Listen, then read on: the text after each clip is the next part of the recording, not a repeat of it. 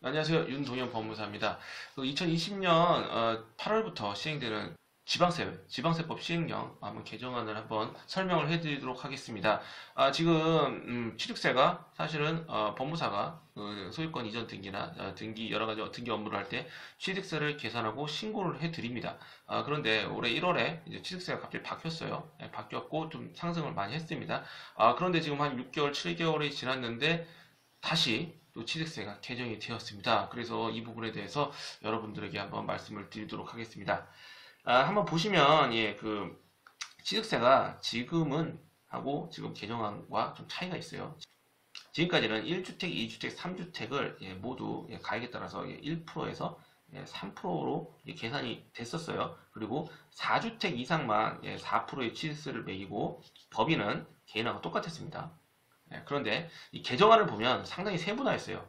그래서 1주택일 경우에는 지금 현행과 동일합니다. 1%에서 3%에서 왔다 갔다 하는데 2주택 이상부터 완전히 달라졌어요. 2주택 이상일 경우에 조정지역과 비조정지역으로 나누어집니다. 그래서 2주택일 때는 조정지역은 8%, 비조정지역은 현재 취득세율과 동일합니다. 그런데 3주택으로 넘어가면 조정지역은 12%, 비조정지역은 8%입니다. 그리고 4주택 이상이 되면 조정지역은 12%, 비조정지역도 12%입니다. 실질적으로는 주택을 두 채 이상 사지 말아라. 좀 이런 의도가 보입니다. 그리고 법인 같은 경우에는 기존에는 개인하고 동일했는데 현재 지금 뭐 조정, 비조정 지역 이런 거 상관없이 12%로 올라갔습니다. 자, 그리고 이제 이런 건 매매인 경우이고 증여일 때를 한번 볼게요. 아래 보시면 증여는 현재는 지금 뭐 무조건 3.5%였어요. 그런데 개정안을 보면 조정 대상 지역 내 3억 원 이상일 경우 12%로 올라갔고 그 이외에는 현행과 동일합니다. 그러니까 조정 지역 내에서 3억 원이 넘으면 증여도 취득세가 무려 12%가 된다는 거예요. 거의 3배 가까이 올라가는 겁니다. 지금 어마어마한 겁니다. 지금 뭐 증여할 때 이렇게까지 나오면 증여하기가 쉽지 않아요. 그래서 이렇게 개정이 됐고요. 그래서 이 주택의 수를 계산하는 다주택의 세대 기준이 있습니다. 일단 1세대 범위는 주민등록표 등본에 나와 있는 가족을 말합니다. 같은 주민등록표상에 있으면 그것은 그 사람들이 갖고 있는 모든 주택은 수를 더하는 거예요. 갖고 있는 주택 수가 되는 거예요. 그리고 배우자와 미혼인 30세 미만의 자녀는 따로 살아도 1세대로 간주합니다. 그러니까 이 사람들은 모두 갖고 있는 주택 수를 더하는 거예요. 더하는 상태라고 생각하시면 됩니다. 근데 만약에 미혼의 30세 미만의 자녀가 취업해서 소득이 있는 경우에는 그 부모와 세대가 별도로 산정을 합니다.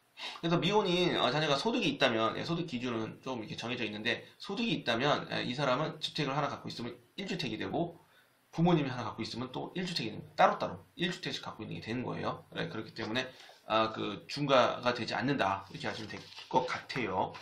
그리고 만약에 부모님을 부양하기 위해서 세대를 합가했다. 그래서 자녀가 65세 이상의 직계 존속을 동거 봉양하기 위해서 세대를 합친 경우 65세 이상 직계 존속과 자녀의 세대를 각각 독립된 세대로 간주한다는 거예요. 그러니까 한마디로 이것은 그 합산 과세가 안 되기 때문에 취득세가 중과되지 않는다는 겁니다. 주택수 산정 방법을 한번 말씀드려 보겠습니다. 부부가 공동으로 소유하는 경우 주택수 계산 방식이 어떻게 되냐면 부부의 공동 소유는 그냥 1주택으로 계산을 합니다. 그래서 부부는 공동 소유 2분의 1씩 공유를 하고 있더라도 한 개가 아니고 한 개에서 두 개가 아니고 그냥 한 개로 계산을 해주는 겁니다. 상속주택이 주택수에 포함되는지 한번 보겠는데 상속 개시일로부터 5년 이내의 상속주택은 소유주택수에 포함되지 않습니다. 그러니까 주택을 갖고 있지 않은 걸로 보는 거예요. 그런데 5년이 지나면 상속주택을 계속 소유하고 있을 때는 주택수에 포함이 됩니다. 그러니까 5년 동안 5년이 지나게 되면 내가 주택을 하나 갖게 되고 거기서 또 하나를 사게 되면 2주택이 되는 거죠. 그래서 중과가 되는 겁니다. 다음으로 분양권 및 입주권도 취득세가 중과되나 이 부분에 대해서 말씀드리면 분양권 및 입주권도 취득세 중과가 되는 주택수에 포함이 됩니다. 그리고 오피스텔 같은 경우에는 주거용 오피스텔은 주택세에 포함이 되지만 오피스텔의 분양권은 아직 주택인지 정해지지 않았기 때문에 포함이 되지 않습니다. 그리고 그 이사를 가기 위해서 주택을 취득했을 경우에는 일시적으로 2주택자가 될 수 있어요. 하지만 이 경우에는 2주택으로 보지는 않지만 기존의 주택을 그 중과지역 같은 경우에는 1년 내에 처분해야 되고 비중과지역 같은 경우에는 3년 이내에 처분을 해야 된다고 합니다.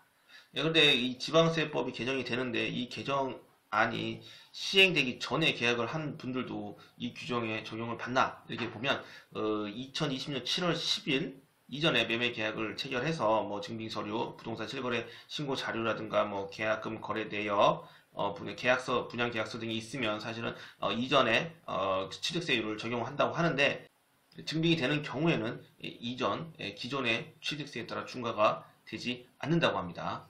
네, 그래서 지금 이번에 바뀐 취득세에 대해서 좀 설명을 좀 드려봤어요.